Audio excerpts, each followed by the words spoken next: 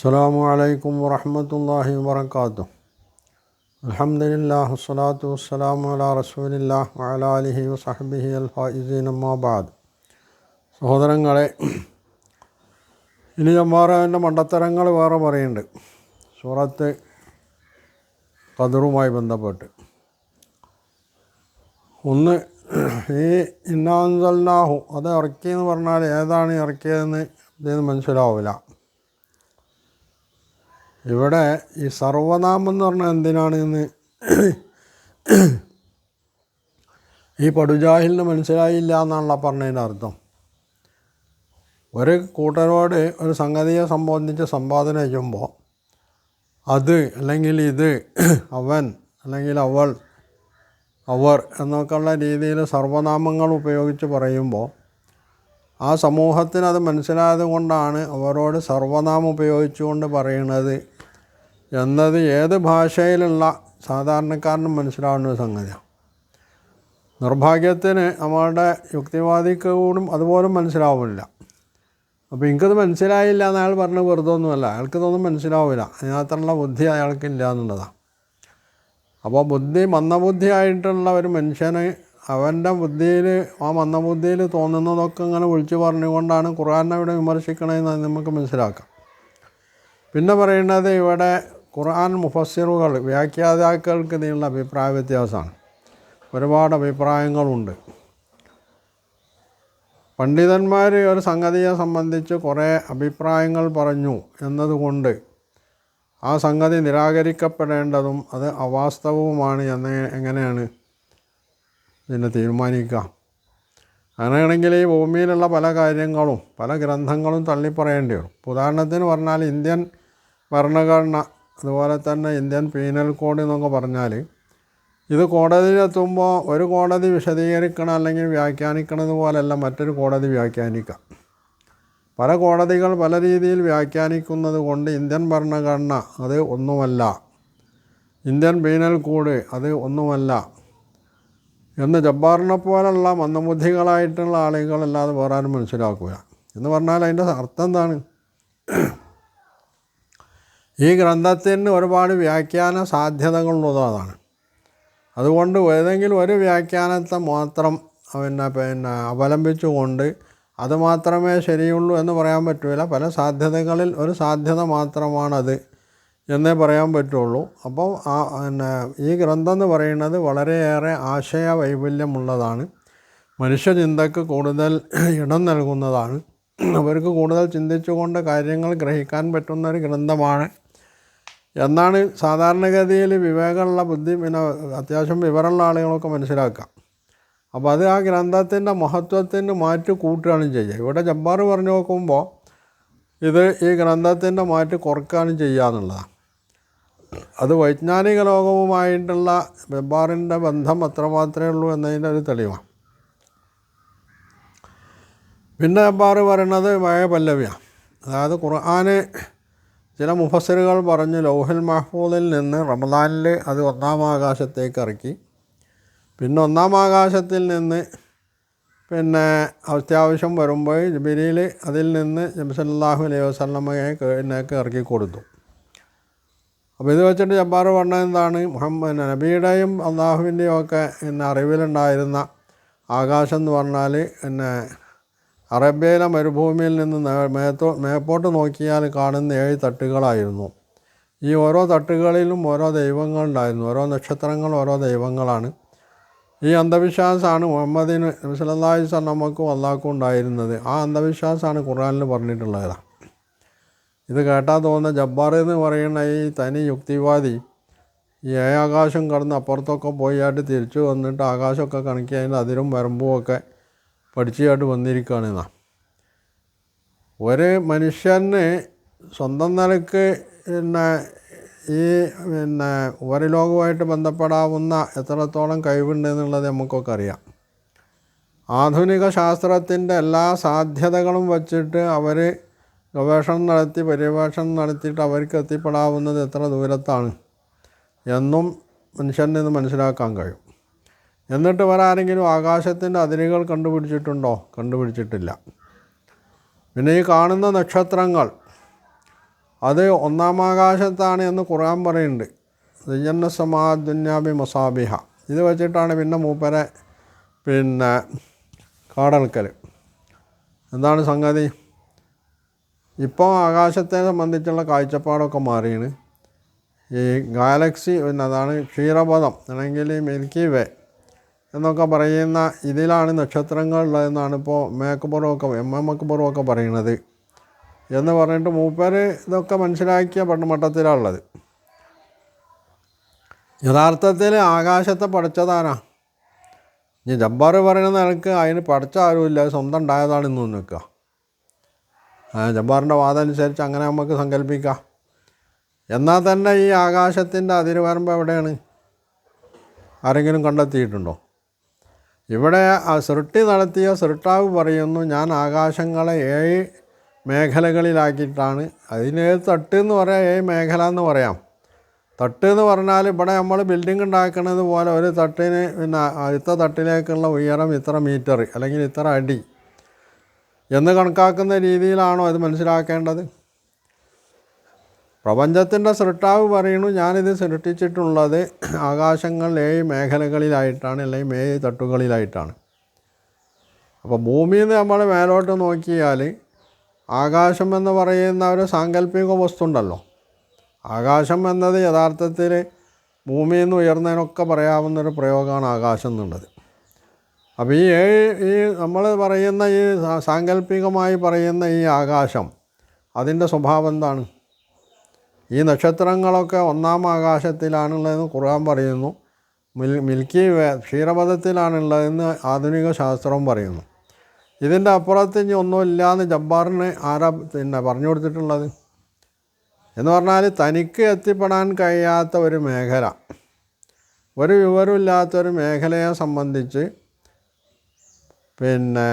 മറ്റുള്ളവർ പറയുന്നത് പൂർണ്ണമായിട്ട് തെറ്റാണ് എന്ന് പറയണമെങ്കിലും വേണമല്ലോ അത് സംബന്ധിച്ചുള്ള അടിസ്ഥാനപരമായിട്ടുള്ള വിവരം.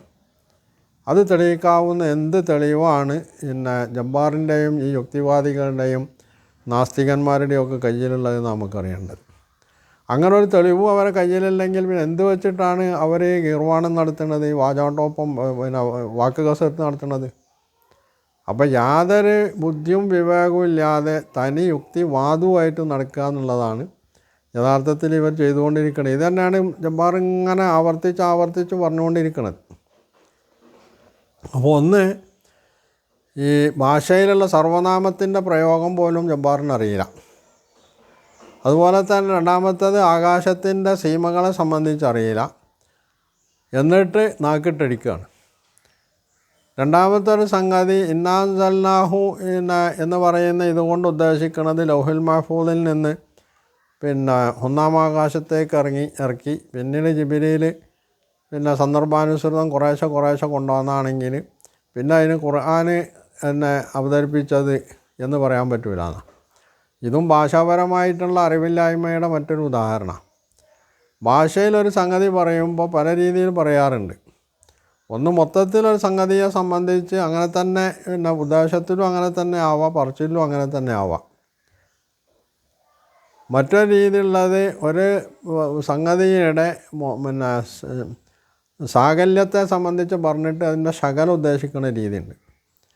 മറ്റൊരു രീതി ശകലം പറഞ്ഞിട്ട് സാകല്യത്തെ ഉദ്ദേശിക്കുന്ന രീതിയുണ്ട്.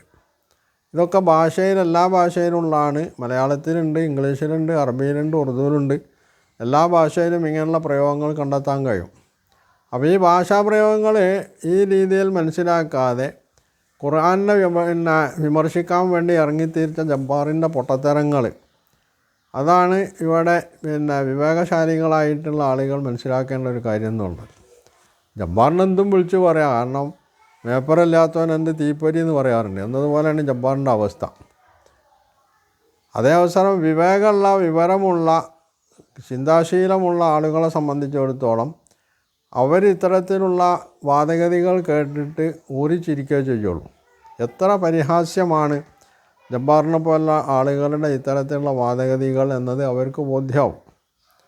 അപ്പോൾ ഭാഷാപരിജ്ഞാനമില്ല, ഭാഷയിലെ സർവനാമത്തെ സംബന്ധിച്ചുള്ള പ്രയോഗം അറിയില്ല, ഭാഷയിൽ സകലവും ഇത് തമ്മിൽ ബന്ധിപ്പിച്ചുകൊണ്ട് എങ്ങനെയാണ് ഭാഷയിൽ പ്രയോഗിക്കുക എന്നുള്ളത് അറിയില്ല.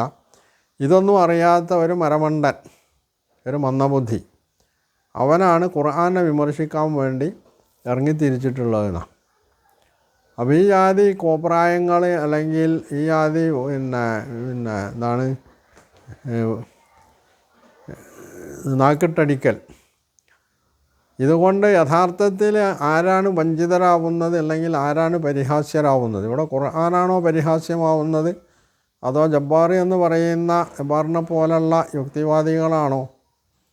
ഇത് ചിന്താശീലമുള്ള ആളുകൾക്ക് മനസ്സിലാക്കാൻ കഴിയുന്ന ഒരു സംഗതിയാണ്. അപ്പോൾ തനി മണ്ടത്തരം പറഞ്ഞിട്ട് ഖുർആനെ അവഹേളിക്കുക എന്നുള്ളതിന് കവിഞ്ഞ് മറ്റൊന്നും ജബ്ബാറിൽ നിന്ന് പ്രതീക്ഷിക്കേണ്ടതില്ല എന്നുള്ളതാണല്ലോ ഇതിൽ നിന്ന് മനസ്സിലാക്കേണ്ട ഒരു സംഗതി. പിന്നെ ഇന്നാ അൻസൽനാഹു ഫീ ലൈലത്തിൻ മുബാറക്കത്തിൻ, അതുപോലെ ഷഹ്റു റമദാനല്ലദീ ഉൻസില ഫീഹിൽ ഖുർആൻ, ഇന്നാ അൻസൽനാഹു ഫീ ലൈലത്തിൽ ഖദ്ർ. ഇന്നാ അൻസൽനാഹു ഫീ ലൈലത്തിൻ മുബാറക്ക എന്ന് പറഞ്ഞിടത്ത് അവിടെ ഹാമീമുൽ കിതാബിൽ മുബീൻ, വ്യക്തമായിട്ടുള്ള സുവ്യക്തമായിട്ടുള്ള വേദം, ഗ്രന്ഥം എന്ന് പറഞ്ഞതിൻ്റെ ശേഷമാണ് അവിടെ ഇന്നാ അൻസൽനാഹു എന്ന് പറഞ്ഞിട്ടുള്ളത്. അവിടെ നേർക്ക് നേരെ ഇന്നാ അൻസൽനാഹു എന്ന് കിതാബിൻ്റെ മുമ്പ് വേദം എന്ന് പറഞ്ഞു. അതുപോലെ തന്നെ ഷഹ്റു റമദാനല്ലദീ ഉൻസില ഫീഹിൽ ഖുർആൻ, റമദാൻ മാസം അതിലാണ് നാം ഖുർആൻ അവതരിപ്പിച്ചിട്ടുള്ളതെന്ന് സൂറത്ത് ബഖറയിലും പറഞ്ഞു. ഈ സംഗതി അറിയാവുന്ന ആളുകളോടാണ് വിശുദ്ധ ഖുർആൻ പറഞ്ഞത് ഇന്നാ അൻസൽനാഹു ഫീ ലൈലത്തിൽ ഖദ്ർ. ഒന്നാമത് ഈ സൂറത്ത് അവതരിക്കണ എവിടെയാണ്? ഇത് മദീന ജീവിതത്തിലാണ് ഈ സൂറത്ത് അവതരിക്കുന്നത്. അപ്പോൾ ഖുർആനിൻ്റെ അവതരണത്തെ സംബന്ധിച്ച് നിരന്തരം കേട്ടുകൊണ്ടിരിക്കുന്ന ഒരു വിഭാഗം, ഒരു ജനത, ഒരു സമൂഹം, ആ സമൂഹത്തോടാണ് പറഞ്ഞത് നമ്മളിത് അവതരിപ്പിച്ചിട്ടുള്ളത് ലൈലത്തുൽ ഖദ്റിലാണ്, നിർണായക രാത്രിയിലാണെന്ന് പറഞ്ഞത്. പിന്നെ ആ നിർണായക രാത്രി ഏതാണ്? അത് ഖുർആനിലെവിടെയും പറയുന്നില്ല എന്നാണ് ജബ്ബാറിൻ്റെ മറ്റൊരു ആക്ഷേപം. യഥാർത്ഥത്തിൽ ലൈലത്തുൽ ഖദ്റിനെ സംബന്ധിച്ച് അവരോട് നേരത്തെ തന്നെ അവർക്ക് സൂചന നൽകിയിട്ടുണ്ട്. റമദാനിൻ്റെ മഹത്വം, ആ റമദാനിലുള്ള ഒരു രാത്രിയുടെ പ്രാധാന്യം. അപ്പോൾ ഇതൊക്കെ പറഞ്ഞ് ബോധ്യപ്പെടുത്തിയിട്ടുള്ള ഒരു ജനതയോടാണ് അല്ലെങ്കിൽ ഒരു വിഭാഗത്തോടാണ്, തൻ്റെ സ്വന്തം അനുയായികളോടാണ് നബി സല്ലല്ലാഹു അലൈഹി വസല്ലമയുടെ നാക്കിലൂടെ അള്ളാഹു ഖുർആനിൽ ഈ സംഗതി പറയുന്നത് ഇന്നാ അൻസൽനാഹു ഫീ ലൈലത്തിൽ ഖദ്ർ. അപ്പോൾ ഇത് കേൾക്കുന്ന ഒരു ആളെ സംബന്ധിച്ചിടത്തോളം അവർക്കൊരു സംശയമില്ല അതെന്തിനെ പറ്റിയാണ് പറഞ്ഞിട്ടുള്ളതെന്ന് അവർക്ക് നല്ല ബോധ്യമുണ്ട്. പിന്നെ ജബ്ബാർ പറയുന്ന സംഗതി ബാക്കി ഖുർആനിലെ സൂറത്തുകളെ പോലെ തന്നെ ഇതിൽ നിന്നൊന്നും മനസ്സിലാവില്ല എന്നുള്ളതാണ്. അത് സംഗതി ശരിയാണ്, ജബ്ബാറിനെ പോലുള്ള മന്ദബുദ്ധികൾക്ക് മനസ്സിലാവില്ല. എന്നാൽ ഈ സൂറത്തിൽ മൊത്തത്തിൽ പറഞ്ഞിട്ടുള്ളത് എന്താണെന്നുള്ളത് മനസ്സിലാക്കാത്ത ഒരു വിവേകശാലി ഉണ്ടാവില്ല എന്നുള്ളതാണ് വസ്തുത. കാരണം ഈ സൂറത്തിൽ പറയുന്നത് ഖുർആനിൻ്റെ അവതരണം എപ്പോഴും നടന്നു, ഏത് രാത്രിയിൽ, ആ രാത്രിയുടെ പ്രാധാന്യം എന്താണ് എന്നത് മാത്രമേ ഈ സൂറത്തിൽ പറയുള്ളൂ. അത് ഒരു നിർണായക രാത്രിയിലാണ്, ഖദറിൻ്റെ രാത്രിയാണ്. ആ ഖദറിൻ്റെ രാത്രിയുടെ പ്രാധാന്യം എന്ന് പറഞ്ഞാൽ അന്ന് നിങ്ങൾ അള്ളാഹുവിനുള്ള വിധേയത്വത്തിൽ ആരാധനയിലും മറ്റുമൊക്കെ മുഴുകിക്കഴിയുകയാണെങ്കിൽ അത് നിങ്ങളൊരു പുരുഷായുസ് കൊണ്ട് ചെയ്തു തീർക്കുന്നതിനേക്കാൾ മഹത്വമുള്ളൊരു സംഗതിയാണ്. ഇതേ അവരറിയിക്കണം, അവർ സാധാരണഗതിയിൽ മനസ്സിലാക്കേണ്ടേ ഉള്ളൂ. അത് ഏത് സാമാന്യ ബുദ്ധിക്കും മനസ്സിലാവുന്ന കാര്യമാണ്. പിന്നെ അതിൻ്റെ വിശദീകരണം മനസ്സിലാക്കാനാണല്ലോ നബി സല്ലല്ലാഹു അലൈഹി വസല്ലം അത് വിശദീകരിച്ച് കൊടുക്കുന്നു. പിൽക്കാലത്തുള്ള പണ്ഡിതന്മാർ അത് വിശദീകരിച്ച് തഫ്സീർ ഖുർആൻ്റെ വ്യാഖ്യാനങ്ങൾ എഴുതുന്നതൊക്കെ ഈ വിശദീകരണം മനസ്സിലാക്കാനാണ്. അത് കൂടുതൽ ആഴത്തിൽ ഖുർആൻ പഠിക്കുന്ന ആളുകൾക്ക് അത് ആവശ്യമുള്ളൂ.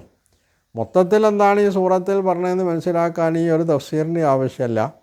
അത് മൊത്തത്തിൽ ഖുർആൻ അവതരിച്ചത് ഒരു അനുഗ്രഹീത രാത്രി അല്ലെങ്കിൽ ഖദറിൻ്റെ രാത്രിയിലാണ്, നിർണായക രാത്രിയിലാണെന്നും ആ രാത്രിയുടെ മഹത്വം എന്ന് പറയുന്നത് 1000 മാസത്തേക്കാൾ, അതായത് 83 വർഷവും 4 മാസവും അതിനേക്കാളൊക്കെ മഹത്വമുള്ളതാണ്. അത്രയും കാലം കൊണ്ട് ഒരാൾക്ക് നേടിയെടുക്കാവുന്ന പുണ്യം ഈ ഒരു രാത്രി കൊണ്ട് നേടിയെടുക്കാം എന്നുള്ളത് ഏത് സാമാന്യ ബുദ്ധിക്കും മനസ്സിലാവുന്നുള്ളതാണ് ഇതിൻ്റെ പ്രത്യേകത എന്ന് പറയുന്നത്. അത് മനസ്സിലാവാത്ത ഒരു മണ്ടനുണ്ടെങ്കിൽ അയാൾക്ക് ബുദ്ധിക്ക് എന്തോ തകരാറുണ്ട് എന്ന് മനസ്സിലാക്കി അത് ചികിത്സിക്കാൻ ശ്രമിക്കുകയാണ് അയാൾ ചെയ്യേണ്ടത്.